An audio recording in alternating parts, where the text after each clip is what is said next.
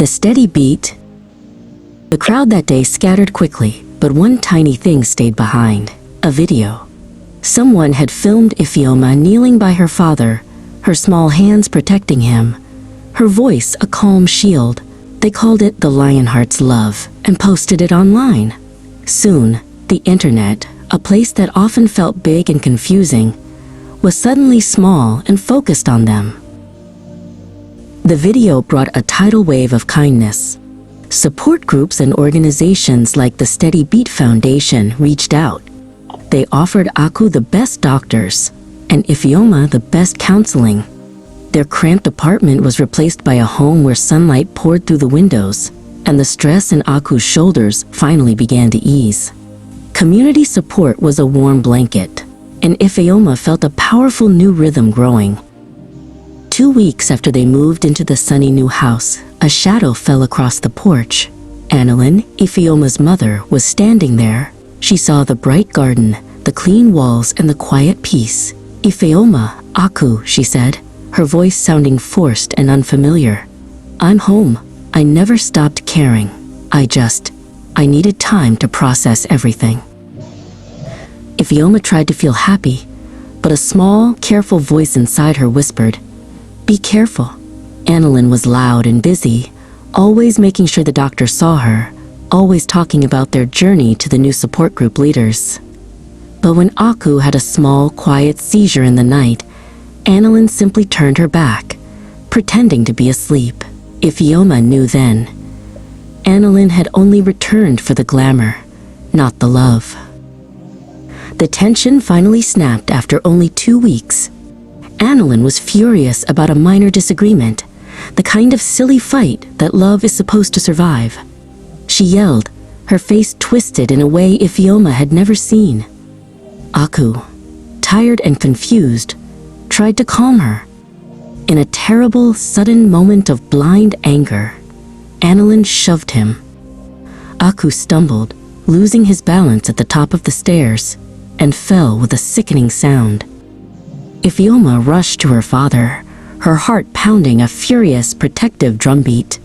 The calmness that had helped her during his seizures now turned into a white-hot shield of courage. She gently checked Aku, whose arm was clearly injured.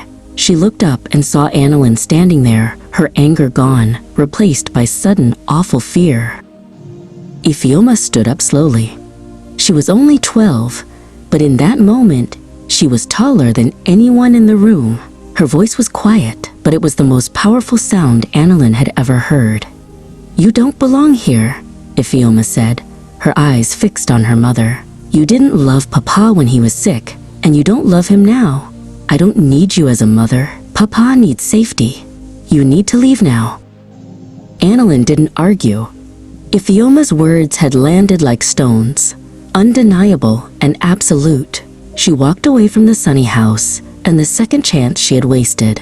Ifeoma watched her go, not with sadness, but with the quiet satisfaction of protecting her home. The Steady Beat Foundation's wonderful lawyers and counselors stepped in immediately, ensuring that Annalyn would never trouble them again. Years passed, the rhythm of their life now truly steady and peaceful. Ifeoma worked hard, her bravery in protecting Aku turning into confidence in her studies.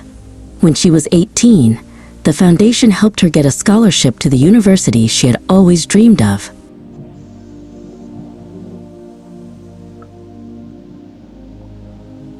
While Ifeoma was away, the foundation found a kind, cheerful nanny named Miss Adama, who cooked the best jollof rice and helped Aku manage his days. Miss Adama was steady, warm, and understood Aku perfectly. Aku was happy, safe, and proud of his daughter, who was bravely building her own future. His thump-thump beat was strong and dependable, a loving pulse of contentment.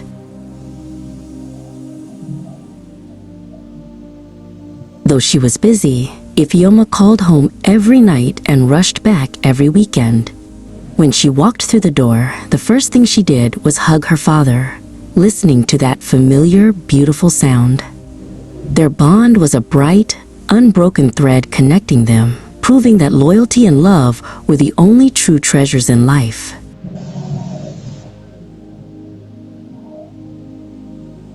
Ifeoma and Aku had learned that a steady beat isn't always about perfect health or perfect happiness. It's about being brave enough to protect the people you love and strong enough to build a new life with the help of a kind community. They were a team now and forever, living their beautiful, hard-earned happily ever after.